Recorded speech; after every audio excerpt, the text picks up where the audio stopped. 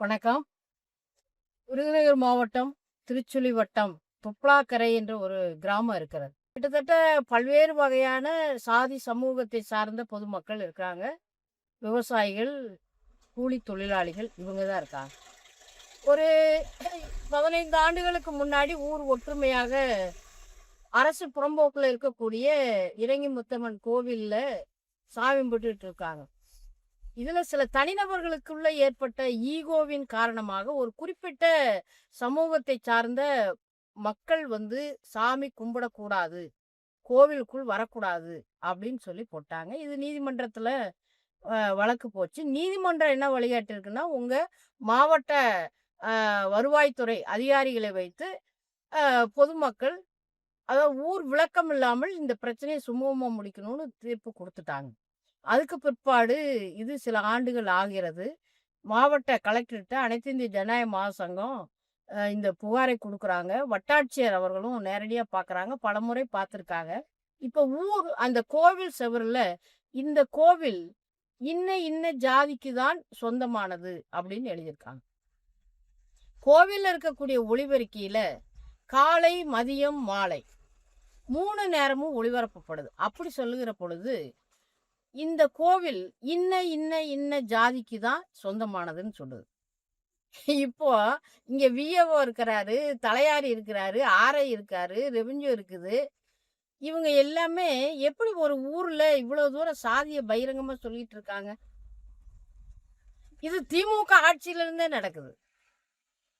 நம்ம மாதர் சங்கம் சார்பாக ஒரு போராட்டத்தை நடத்தி உரிய முறையில் அதிகாரிகள் கவனத்துக்கு கொண்டு போனோம். நேற்று முந்தா நாள் கூட மாவட்ட ஆட்சியர் புதுசாக வந்திருக்காரேன்னு போட்டு விஷயத்தை கொண்டு போய் கொடுக்குறோம்.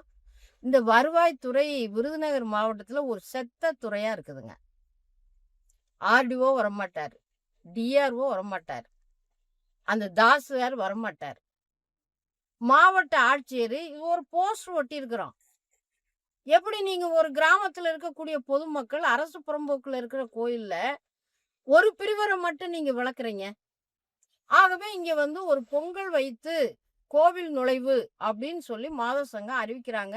மாநில பொதுச் செயலாளர் ராதிகா வர்றாங்க. ஆனா என்னைய நான் வந்து 3 முறை சட்டமன்ற உறுப்பினரா இருந்தேன்.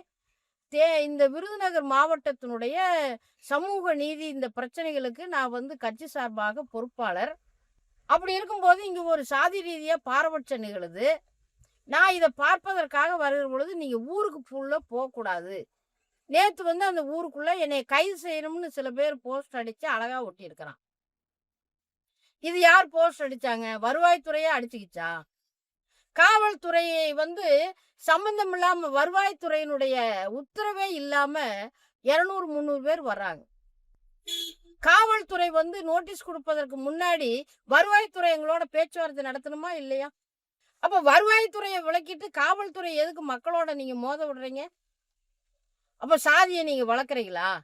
இதுதான் ஊர் மக்கள் பிரச்சனையில நீங்க வந்து ஊர் விளக்கம் இப்படியே தொடருமா? அங்க எல்லாம் படிச்சவங்க யாருமே கிடையாதா? ஊரை ஒற்றுமைப்படுத்துவதற்கு என்ன வருவாய்த்துறையும் கலெக்டரும் ஏற்பாடு பண்ணியிருக்கிறீங்க? இவ்வளவு காவல்துறையை வச்சுக்கிட்டு எல்லாத்தையும் தூக்கு தண்டனை போட்டுருவீங்களாமா? ரொம்ப கேவலமா இருக்கு. ஆகவே திமுக ஆட்சியில என்ன நடந்தது நான் தானே பார்த்தேன். அப்பவும் நான் வந்து சொன்னேன், இது சரியில்லை. விருதுநகர் மாவட்டத்துல மாவட்ட ஆட்சி நிர்வாக அமைப்பு ரொம்ப மெத்தனமா இருக்கு. அல்லது ஒரு பயந்துகிட்டு இருக்காங்க. பயக்க வேண்டியதில்லை. 2 பகுதியிலையும் சமூகத்திலையும் இருக்கிறவங்க சட்டத்தை மதிங்கன்னு தானே சொல்றோம். அது என்ன ஒரு பிரிவு சட்டத்தை மீறுவது? உங்களுக்கு சொந்தமாயிருமா கோயிலு?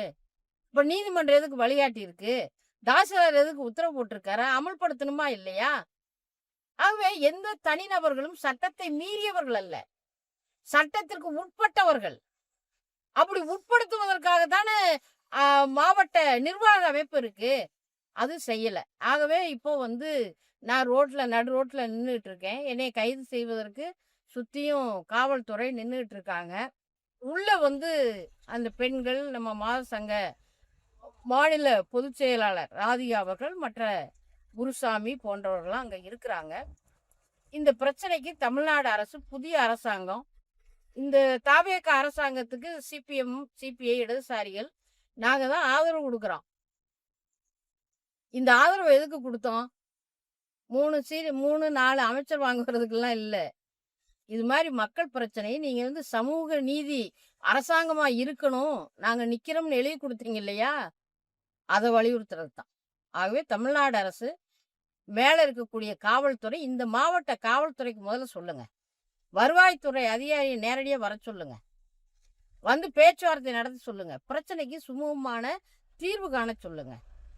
எந்த சாதி அமைப்பா இருந்தாலும் மக்களை ஒற்றுமையா இருக்கிறதுக்குரிய ஏற்பாட்ட செய்ய சொல்லுங்க. அதுதான் அனைத்து இந்திய அன்னிய அரசாங்கம் கேட்கிறோம். நன்றி, வணக்கம்.